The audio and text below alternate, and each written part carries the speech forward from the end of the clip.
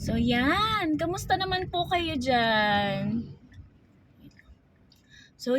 Kamusta naman po kayo dyan?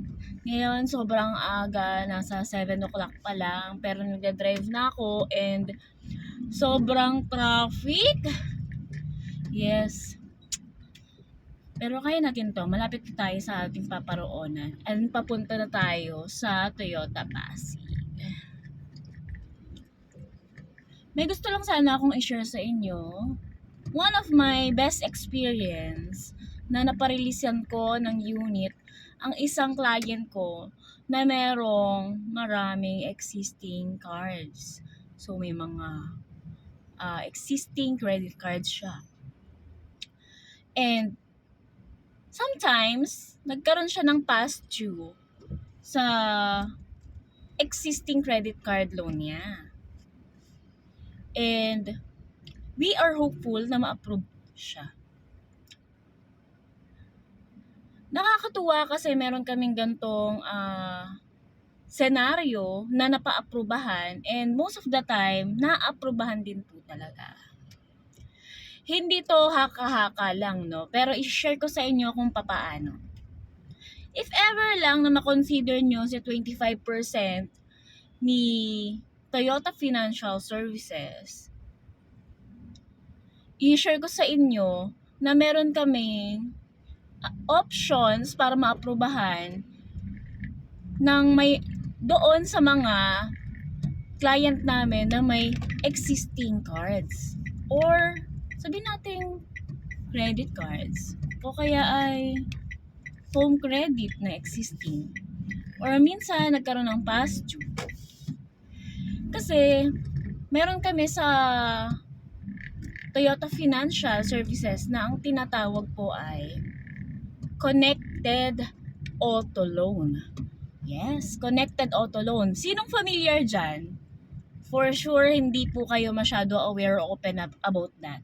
But sometimes, my clients na aprubahan under Connected Auto Loan, which is yung ino-offer din po at pinopromote ni Toyota Financial Services para mabigyan ng chance, another chance, yung mga client natin dyan na merong existing credit cards. So, what is Connected Auto Loan? Connected Auto Loan is a system or sabihin natin scheme ni Toyota Financial Services para sa mga client natin na may credit card, which is yung unit po nila upon releasing is lalagyan po ng connected device. So, ibig sabihin po is tracking device. That is for a lifetime. Hanggat naghuhulog and or also kahit tapusin pa po ninyo ang hulog, nandyan po yan. So, what is the advantage and disadvantage of Connected Auto Loan? For me, there's no disadvantage for Connected Auto Loan. Bakit po? Hindi naman po kayo to-track ni TFS from time to time, just in case na hindi po kayo nakapaghulog. As long as hindi na po kayo makontak, that's the time na tsaka lang sila magve-verify or magta-track po ng location po ninyo. And ang advantages talaga niyan is for your security purposes. So, what is the security purposes? Just in case lang, no? Tinry nyong ipa-rent yung unit po natin. And tinry nyo pong pinahiram yung unit po natin sa other friend, relatives. And there's the time na na-carnap yung unit po. Huwag naman sana mangyari, no? Pero, it is very possible na mangyari. Hindi natin hawak ang oras at pagkakataon at yung mga pangyayari sa buhay. Nangyayari po talaga yan. And Toyota Financial Services helps us to locate the unit. And kaya ko po nasabing security purposes, pwede po natin siyang i-connect kay Toyota Financial Services para matrack po as soon as possible yung unit po natin na na-carnap. Diba?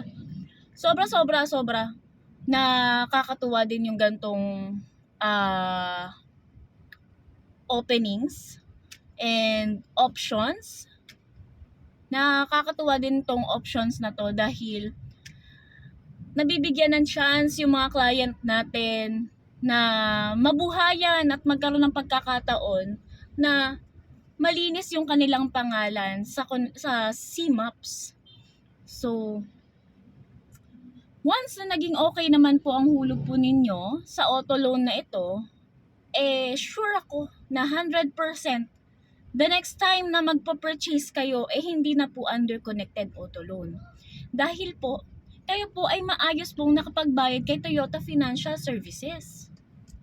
'Di ba? Isa pa 'yon sa advantages. Nakakatulong din siya na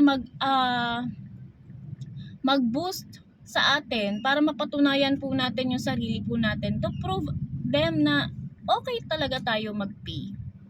Na on time tayong mag-pay for that loan. 'Di ba?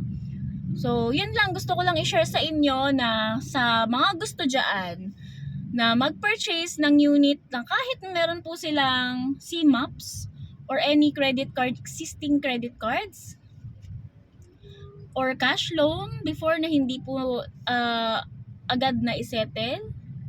Yes, nakakasira nga po siya ng ating credibility or no, nakakasira po siya ng ating credit actually.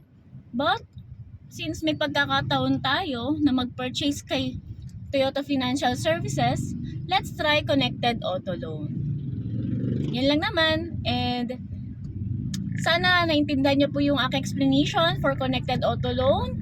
And sa may mga katanungan, direct na katanungan, i-PM lang po ako sa number na nakalagay dito sa baba or i-message ako directly sa Facebook page ko po para mas ma-assist ko ng mas maayos.